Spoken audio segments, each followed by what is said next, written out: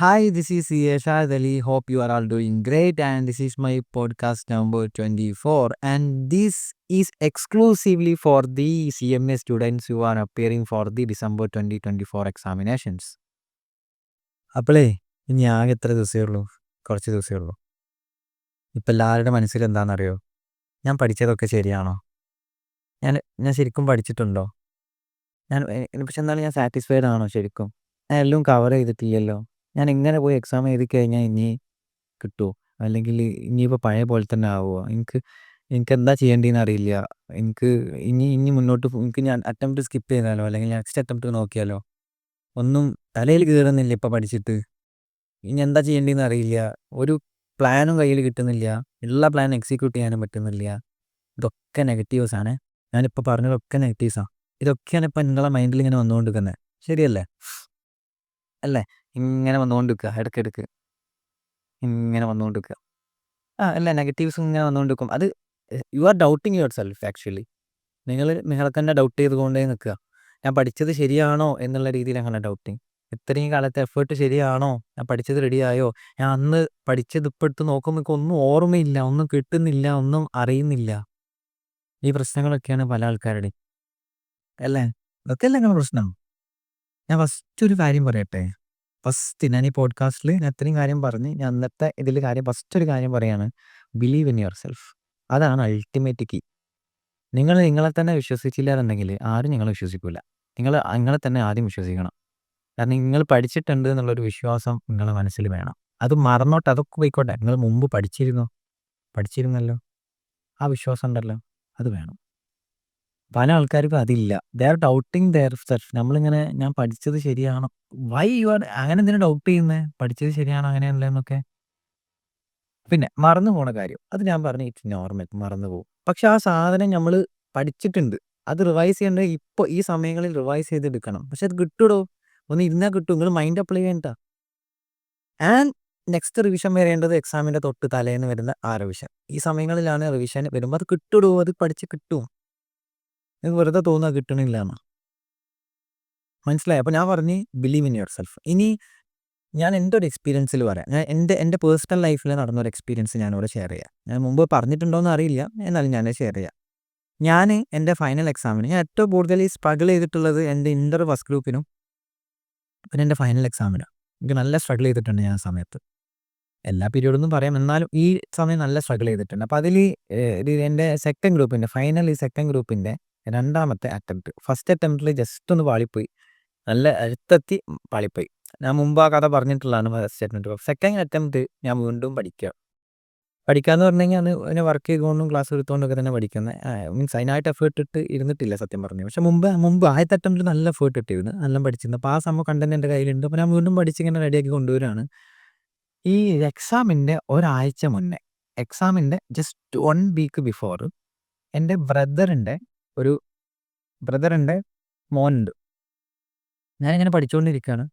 അപ്പോൾ ബ്രദറിൻ്റെ മോന് ഞാൻ ഡോറ് ക്ലോസ് ചെയ്യാറില്ല.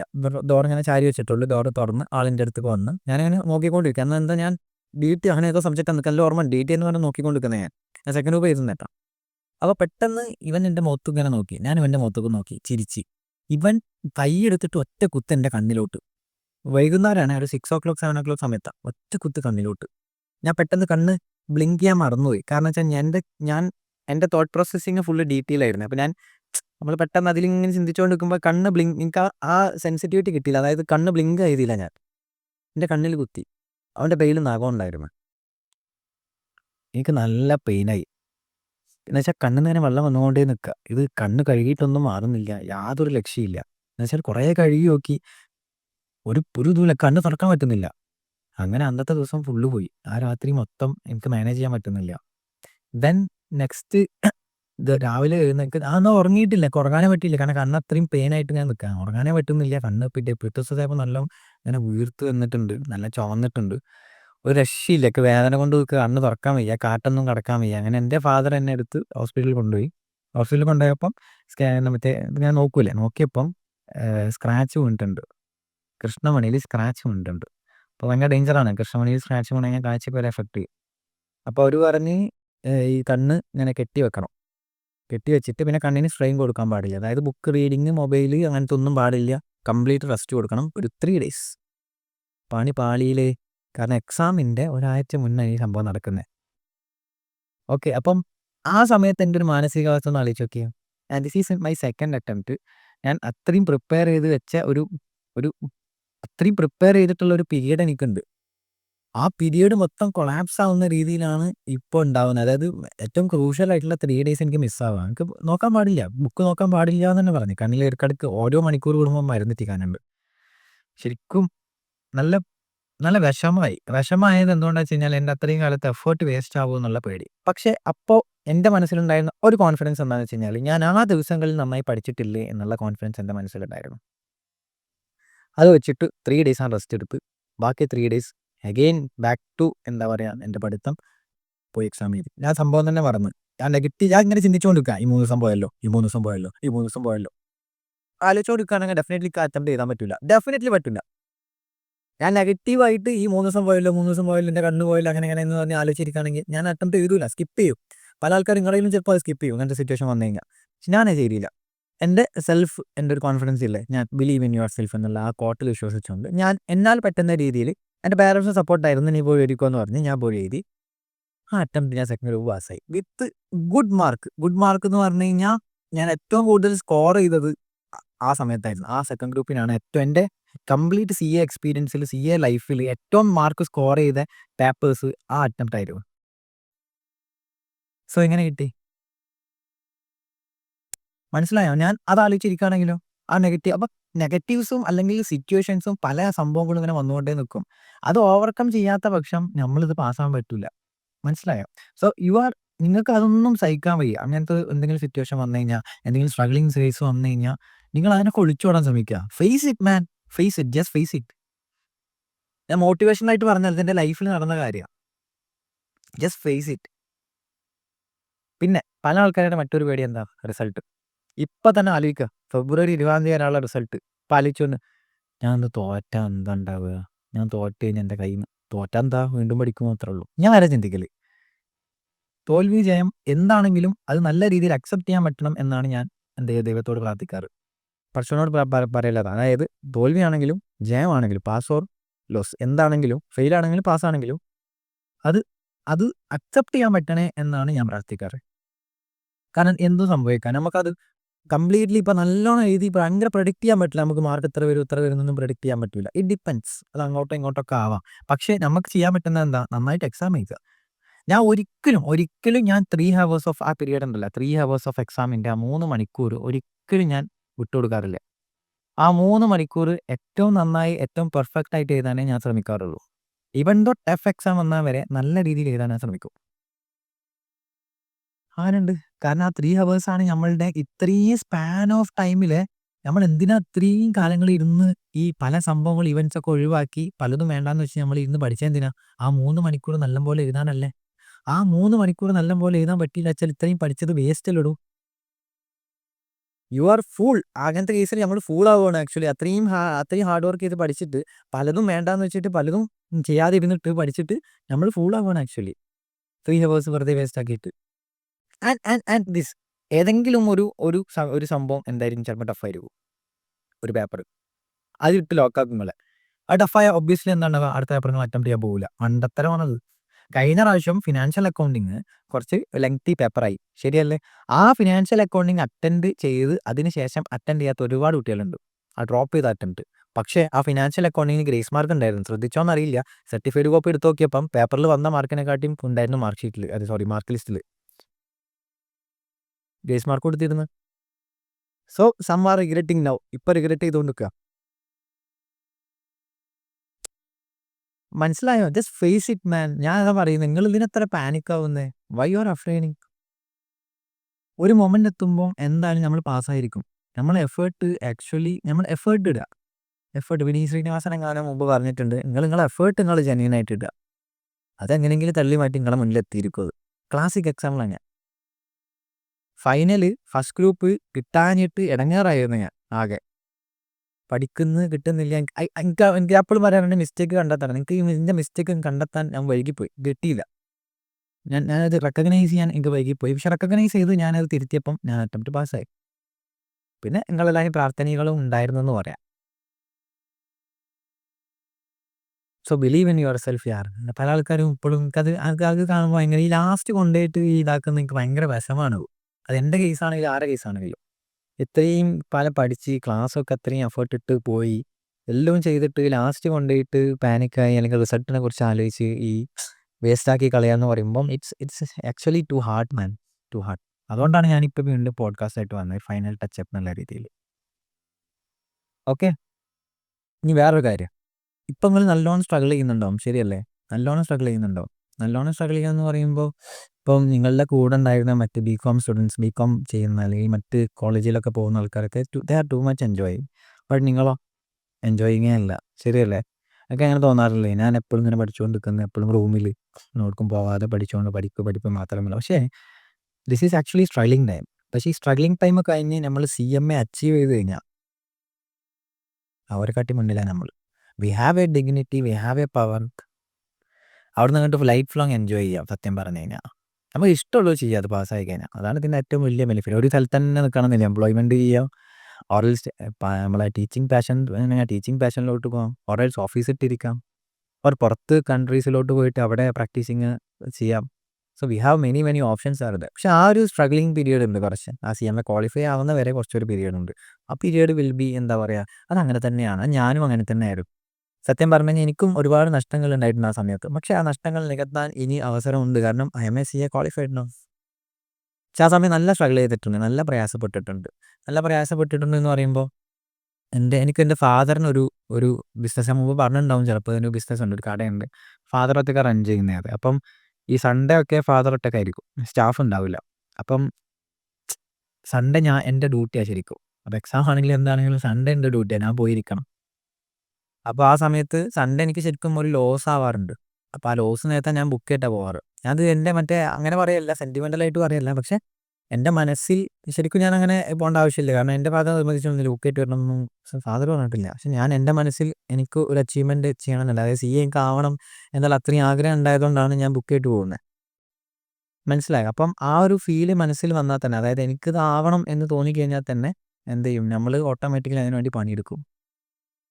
ശരിയല്ലേ? അപ്പോൾ കുറേ ആൾക്കാരുടെ മനസ്സിൽ ഞാനത് കണ്ട്, you are working for someone else. വീട്ടുകാർക്ക് വേണ്ടി അല്ലെങ്കിൽ വേറെ ആർക്കോ വേണ്ടി എന്നുള്ളത്, നിങ്ങൾക്ക് വേണ്ടി. വീട്ടുകാർക്ക് വേണം, ശരിയാണ്. പക്ഷേ അത് നിങ്ങൾക്കും കൂടി വേണം എന്നുള്ള രീതിയിൽ നിങ്ങൾ മനസ്സിൽ ഉറപ്പിച്ച് കഴിഞ്ഞാൽ ഡെഫിനറ്റ്ലി നിങ്ങൾ അതിന് വേണ്ടിയിട്ടുള്ള ലെഫ്റ്റ് ആൻഡ് റൈറ്റ് എല്ലാ പണിയും നിങ്ങൾ എടുക്കും. ഞാനങ്ങനെയായിരുന്നു. പിന്നെ ചില സമയം എനിക്ക് നല്ലോണം മടുക്കും പഠിച്ചു കഴിഞ്ഞാൽ. അപ്പോൾ ഞാൻ എന്ത് ചെയ്യുമെന്ന് വെച്ച് കഴിഞ്ഞാൽ വെറുതെ ട്രെയിനിൽ കയറിയിട്ട് എവിടേക്കെങ്കിലും പോകും. അധികം കോഴിക്കോടായിരിക്കും. വെറുതെ ട്രെയിൻ കയറും. പക്ഷേ എൻ്റെ കയ്യിൽ ബുക്ക് ഉണ്ടാവും. എന്നിട്ട് ട്രെയിനിൽ ഇരുന്നിട്ട് ഞാൻ ജസ്റ്റ് ഒന്നിങ്ങനെ സമ്മറൈസിങ് വേണം ജസ്റ്റ് ഒന്ന് നോക്കുമായിരുന്നു. മീൻസ് ആ ഡേ കളയണ്ടെന്ന് വിചാരിച്ചിട്ട് പറ്റുമെങ്കിൽ ചിലപ്പോൾ ഒരു സിനിമ കണ്ടിട്ട് അവിടെ തിരിച്ചു വരിക. മീൻസ് എൻ്റെ റിലാക്സേഷൻ അതാ, അല്ലെങ്കിൽ എൻ്റെ എൻ്റർടൈൻമെൻറ്റ് അതാ സിനിമ എന്നുള്ളത്. ഇപ്പോൾ സിനിമ കാണും, അല്ലെങ്കിൽ ഒരു ചായ അടിക്കും, അങ്ങനെ അത് കഴിഞ്ഞ് റിലാക്സ് ചെയ്ത് തിരിച്ചു വന്ന് വീണ്ടും പഠിത്തത്തിലോട്ടാണ് തിരിച്ചു പോകുന്നത്. പക്ഷേ ഇങ്ങനെ സ്ട്രഗിൾ ചെയ്യുന്നുണ്ട്. അതായത് നിങ്ങൾ ദേ ആർ ടു മച്ച് അത്രയും ഇതായി നിൽക്കുകയെന്നുണ്ടെങ്കിൽ ജസ്റ്റ് മേക്ക് സം എന്തെങ്കിലും ഒരു എൻ്റർടൈൻമെൻറ്റിൽ ഇങ്ങനെ പോവുക. ഒരു ദിവസമൊക്കെ ഒരു ബ്രേക്ക് എടുത്തിട്ട് എന്തെങ്കിലും ചെയ്യുക. കാരണം നമ്മൾ ടു മച്ച് ഇതാവാനും പാടില്ല. പക്ഷേ we need to be in studies also. സ്റ്റഡീസിൽ നമ്മളത് കൊടുക്കും വേണം. ഇതൊക്കെ പറയുന്നത് എന്താണെന്ന് വെച്ച് കഴിഞ്ഞാൽ നമ്മളെല്ലാവരും പാസ്സാവണം എന്നുള്ള എന്ന് വെച്ചാൽ ഈ കുറേ ആൾക്കാരെ മെസ്സേജസ് കാണുമ്പോൾ എനിക്ക് ഭയങ്കര ഒരു ഇത്. അപ്പം അതാണ് എനിക്ക് ഇങ്ങനെ ഇത്രയും പറയാൻ തോന്നുന്നത്. പിന്നെ വേറൊരു കാര്യം എന്താ വെച്ച് കഴിഞ്ഞാൽ, നമ്മുടെ ചുറ്റുമുള്ളവർക്ക്, നമ്മുടെ സറൗണ്ടിങ്സിൽ എന്നുവെച്ചാൽ റിലേറ്റീവ്സ്, നാട്ടുകാർ, എല്ലാവരും, ഈവൻ ദ ഫ്രണ്ട്സ്, ആരായിക്കോട്ടെ, 70% അബോവ് ആൾക്കാരും നമ്മളുടെ തകർച്ച കാണാൻ അല്ലെങ്കിൽ നമ്മൾ വിജയിച്ച് കാണാൻ ഇഷ്ടമുണ്ടാവില്ല. തകർച്ചയായിരിക്കും, നമ്മൾ ഒന്നുമില്ലാതെ സീറോയിൽ നിൽക്കുന്നതായിരിക്കും അവർക്ക് എൻജോയ്മെൻ്റ് അതായിരിക്കും. അവർക്ക് താല്പര്യം അതായിരിക്കും, അതിനെക്കുറിച്ച് കേൾക്കാൻ. നമ്മൾ വിജയത്തെക്കുറിച്ച് കേൾക്കാനാവില്ല, നമ്മളുടെ പരാജയത്തെക്കുറിച്ച് കേൾക്കാനും നമ്മളൊന്നും ആയില്ല എന്ന് പറഞ്ഞ് കേൾക്കാനായിരിക്കും അവർക്ക് കൂടുതൽ താല്പര്യം. എനിക്കത് മനസ്സിലായിട്ടുണ്ട്, നിങ്ങൾക്കും ചിലപ്പോൾ അത് മനസ്സിലായിട്ടുണ്ടാവും. ഇന്നത്തെ ലോകം അങ്ങനെയാണ്. അപ്പം അത് വിചാരിച്ചിട്ട് അപ്പോൾ അവർ കുറേ നെഗറ്റീവ്സ് ഇങ്ങനെ തന്നുകൊണ്ടിരിക്കും, അല്ലേ? കുറേ നെഗറ്റീവ്സ് ഇങ്ങനെ അവിടുന്ന് ഇവിടുന്ന് ഇങ്ങനെ കേട്ടുകൊണ്ടേ നിൽക്കും. നമ്മൾ കേൾക്കും, ഡെഫിനറ്റ്ലി കേൾക്കും. അവിടുന്ന് ഇവിടുന്നൊക്കെ ഇങ്ങനെ ഓരോരുത്തർ നെഗറ്റീവ്സ് ഇങ്ങനെ പറയും. പക്ഷേ ആ നെഗറ്റീവ്സിനൊന്നും നിങ്ങൾ ഉൾക്കൊള്ളരുത്. അതാണ് അതിൻ്റെ പോയിന്റ്. ഞാൻ ഉൾക്കൊള്ളാറില്ലായിരുന്നു. ഉൾക്കൊള്ളരുത്. അതായത് വെറുതെ കേൾക്കുക. മറുപടി പറയണമൊന്നുമില്ല. മറുപടി പറയണ്ടാന്നാണ് എൻ്റെ ഒരു അഭിപ്രായം. നെഗറ്റീവ്സ് പറഞ്ഞോട്ടെ. "നിങ്ങൾക്കിത് പറ്റൂല. ഇതൊക്കെ ചെയ്തിട്ട് കാര്യമില്ല. അങ്ങനെ ഇങ്ങനെ. ഇത് ഇന്നെക്കൊണ്ട് പറ്റുമോ? ഇത് ഭയങ്കര ടഫല്ലേ." അങ്ങനെ ഇങ്ങനെ. ഒരുപാട് നെഗറ്റീവ്സ് ഇങ്ങനെ വന്നുകൊണ്ടിരിക്കും. അതിനിങ്ങനെ ആസ്വദിക്കുക നെഗറ്റീവ്സിനെ. അതിനെ ആ വഴിക്ക് വിടുക. പക്ഷെ ഇതിന് റിപ്ലൈ ഇപ്പോഴല്ല കൊടുക്കണ്ടേ. നിങ്ങൾ പാസ്സാവുമല്ലോ. പാസ്സാവുമ്പോൾ ഈ നെഗറ്റീവ്സ് പറഞ്ഞവരൊക്കെ ഇങ്ങനെ നോട്ട് ചെയ്ത് വെക്കുക മനസ്സിൽ. ആരൊക്കെയാണ്. പാസ്സായി കഴിഞ്ഞാൽ ഇവരൊക്കെ ഒന്ന് ഫേസ് ചെയ്യണം. വിത്ത് സ്വീറ്റ്സ്. ഭയങ്കര രസമാണത്. ഭയങ്കര ഫീലാണ്. കാരണം അവരൊക്കെ ഇങ്ങനെ വാ പൊളിഞ്ഞ് നിൽക്കുന്ന ഒരവസ്ഥയുണ്ട്. ശരിക്കും എൻജോയ് ചെയ്യുന്നത് അവിടെയാണ്. നമ്മളെ വിജയം എൻജോയ് ചെയ്യുന്നത് നമ്മുടെ നെഗറ്റീവ് പറഞ്ഞവരുടെ മുന്നിൽ നമ്മൾ സ്ട്രെയിറ്റ് ആയിട്ട് നമ്മൾ ജയിച്ചു എന്ന് പറഞ്ഞ ആ നിൽപ്പില്ലേ, ആ നിൽപ്പാണ് ആക്ച്വലി നമ്മുടെ ഏറ്റവും വലിയ വിജയം. മനസ്സിലായോ? സോ അതിന് വേണ്ടിയിട്ടായിരിക്കണം നമ്മൾ വർക്ക് ചെയ്യേണ്ടത്. പറ്റും. ഡെഫിനിറ്റ്ലി പറ്റും. ഓക്കെ. സോ പിന്നെ വേറൊരു കാര്യം അതുകൂടി ഞാൻ പറയാം. നമ്മുടെ ഫെയിലായി കഴിഞ്ഞാലേ നമ്മളെ തോൽവി ആസ്വദിക്കുന്ന ഒരുപാട് ആൾക്കാരുണ്ടാവും. നമ്മൾ ആസ്വദിക്കൂല. നമ്മൾ ആക്ച്വലി നല്ല വിഷമായിരിക്കും. തോൽവി ആസ്വദിക്കുന്ന നെഗറ്റീവ് പറഞ്ഞ ആൾക്കാരില്ലേ, അവരൊക്കെ നമ്മളെ തോൽവി ആസ്വദിക്കായിരിക്കും. നമ്മളെ തോൽവി ആയിരിക്കും അവരുടെ ആഗ്രഹം. നമ്മുടെ കൂടെ ആരും ഉണ്ടാവില്ല തോറ്റ് കഴിഞ്ഞാൽ. No one will be there. നമ്മൾ ഒറ്റയ്ക്ക് അതിനെ ഫേസ് ചെയ്യേണ്ടി വരും നമ്മളുടെ തോൽവിനെ. സോ തോൽവി ഒരു പരിധി വരെ നല്ലതാണ്. പക്ഷേ അങ്ങേയറ്റം കൂടിക്കഴിഞ്ഞാൽ അത് അത്ര ഡേഞ്ചറസുമാണ്. ഞാൻ തോറ്റിട്ടുണ്ട്. ഞാൻ ഒരുപാട് തവണ തോറ്റിട്ടുണ്ട്. പക്ഷേ ആ തോൽവികളിലൊക്കെ ഞാൻ എന്താ ചെയ്യണമെന്ന് വെച്ച് കഴിഞ്ഞാൽ അതിൽ നിന്നുള്ള തെറ്റെന്താണെന്ന് മനസ്സിലാക്കും. അതിനനുസരിച്ച് വർക്ക് ചെയ്യാൻ ശ്രമിക്കും. That's my point. Okay. So failure is not much good. ഇനി പറയാനുള്ളത് ഇനിയുള്ള ദിവസം എങ്ങനെ എന്ത് ചെയ്യാം എന്നുള്ള ഒരു കാര്യം കൂടി പറയാം. അതുകൂടി വേണ്ടി വൈൻഡപ്പ് ചെയ്യാം. ഇനിയുള്ള ദിവസം എന്ന് പറഞ്ഞു കഴിഞ്ഞാൽ ആകെ ഒരു 10 ഡേയ്സ് ഗ്യാപ്പ്, 9 ഡേയ്സ് സംതിങ് ആണ് ദിവസം ഉള്ളത്. So revise the topic. New topic പഠിക്കാനുള്ള സമയമില്ല. Revise the topic. റിവൈസ്. എത്രത്തോളം റിവിഷൻ കൂടുന്നോ അത്രത്തോളം കോൺഫിഡൻസ് കൂടും. സത്യം പറയാം. നമ്പർ ഓഫ് റിവിഷൻസ് കൂടുന്നതിനനുസരിച്ച് കോൺഫിഡൻസ് കൂടിക്കൊണ്ടേ നിൽക്കും. പിന്നത്തെ ഒരു കാര്യം എന്താണെന്ന് വെച്ച് കഴിഞ്ഞാൽ ന്യൂ ടോപ്പിക്സ് പഠിക്കാതിരിക്കുക. ഇമ്പോർട്ടൻ്റ് ആയിട്ടുള്ള ക്വസ്റ്റ്യൻസ് സെലക്ട് ചെയ്ത് വർക്കൗട്ട് ചെയ്യുക. എല്ലതും വർക്കൗട്ട് ചെയ്യാനുള്ള സമയം ഇനിയില്ല. Select the important questions and work out the and MCQs ഇടയ്ക്കിടയ്ക്ക് ചെയ്തു പോവുക. ഇടയ്ക്കിടയ്ക്ക് MCQs ഗ്യാപ്പ് കിട്ടുന്നതിനനുസരിച്ച് MCQനായിട്ട് ഇരിക്കാനുള്ള സമയമില്ല. MCQs ഇടയ്ക്കിടയ്ക്ക് ചെയ്തോ. MCQ booklet of ICMA. എന്തായാലും അതിൽ നിന്ന് ക്വസ്റ്റ്യൻ ചോദിക്കാൻ ചാൻസ് ഉണ്ട്. ICMAയുടെ ബുക്ക്ലെറ്റ് വിടരുത്. ഫുൾ എല്ലാ സബ്ജക്റ്റിൻ്റെ ICMA ബുക്ക്ലെറ്റ് ചെയ്യുക. ഇവൻ ചിലപ്പോൾ ചിലതിൽ ആൻസേഴ്സ് അതിൽ തെറ്റുണ്ടാവും. ആൻസേഴ്സ് കറക്റ്റ് ആക്കിയിട്ട് ചെയ്യുക. ഓക്കെ. ടെക്സ്റ്റിലും ബുക്ക്ലെറ്റിലൊക്കെ ചെറിയ ആൻസേഴ്സ് തെറ്റുണ്ടെന്ന് കേട്ടിട്ടുണ്ടായിരുന്നു. സോ നോക്കുക. Okay. So always think about your parents. Make them proud. അവരെ പ്രൗഡാക്കാൻ വേണ്ടിയിട്ടായിരിക്കണം നമ്മളെ വർക്കിംഗ്. ആൻഡ് നെഗറ്റീവ്സ് ഒക്കെ കളയാം. ഈ സ്ട്രഗിളിനൊക്കെ ഒരു അൾട്ടിമേറ്റ് എൻഡ് കേട്ടോ. CMA ആ കോൺവൊക്കേഷൻ ഇല്ലേ പാരൻസിൻ്റെ കൂടെയുള്ള മാസമായിരിക്കും അത്. ഓക്കെ. സോ ഐ തിങ്ക് പോസിറ്റീവായിരുന്നു വിചാരിക്കുന്ന എല്ലാവരും. വേറെ ഒന്നും പറയാനില്ല. ഓക്കെ. ഞാനുള്ള എക്സ്പീരിയൻസ് കാര്യങ്ങളൊക്കെ പറഞ്ഞപ്പം പ്ലീസ് എക്സാം നന്നായിട്ട് എഴുതുക. ഓക്കെ. ഈ ഉള്ള ദിവസം ഇനി കളയരുത്. ഞാൻ പറഞ്ഞ പോലെ റിവൈസ് ചെയ്യുക. MCQs ചെയ്യുക. ഇമ്പോർട്ടൻറ്റ് ക്വസ്റ്റ്യൻസ് ചെയ്യുക. പെൻ ആൻഡ് പേപ്പർ എടുത്ത് ചെയ്യാട്ടോ. ചെയ്യുക. മാക്സിമം എഫേർട്ട് ഇടുക. ഡെഫിനറ്റ്ലി പാസ്സാവും. Mark my words. Okay. I think you are motivated എന്ന് വിചാരിക്കുന്നു ഞാൻ. കാരണം നിങ്ങളിങ്ങനെ ഇരിക്കുമ്പോൾ എനിക്കൊരു മധുരം, അതായത് ഒന്നും ഇങ്ങനെ സ്ട്രഗിൾ ചെയ്തുകൊണ്ട് ഇങ്ങനെ നെഗറ്റീവായിട്ടിരിക്കുന്ന ഒരു മൊമെൻ്റ് ഉണ്ടല്ലോ, ഒരുമാതിരി മൈൻഡ് ഓക്കെ അല്ലെങ്കിൽ ഒന്നും ശരിയാവില്ല. അപ്പോൾ ഇത് ഓക്കെ ആക്കാൻ ഞാൻ ഇപ്പോൾ ഇത്രയും കാര്യം പറഞ്ഞു. And this is the reality also. ഞാൻ അപ്പോൾ പറഞ്ഞ കാര്യങ്ങൾ. Okay. Hope you get the things and see you in next podcast. All the best for your exam. Okay. നന്നായിട്ട് എഴുതുക. 3 hours is really important. So നന്നായിട്ട് പ്രസൻറ്റ് ചെയ്യാൻ ശ്രമിക്കുക. Okay.